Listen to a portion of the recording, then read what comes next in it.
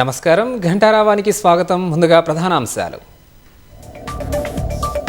భూభారతిపై అధికారులతో ముఖ్యమంత్రి సమీక్ష. హాజరైన సీఎం సలహాదారులు, అధికారులు.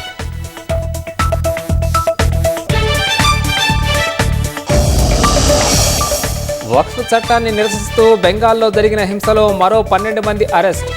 హింసాత్మక ఘటనలపై దర్యాప్తు జరుగుతుందన్న పోలీసులు. జమ్మూ కశ్మీర్ ఎదురుకాల్పుల్లో 3 ముష్కరులు హతం. భారీగా ఆయుధాలు స్వాధీనం చేసుకున్న సైన్యం.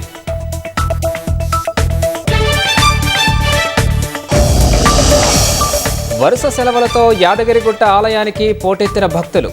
స్వామివారి దర్శనానికి క్యూ లైన్లో బారులు.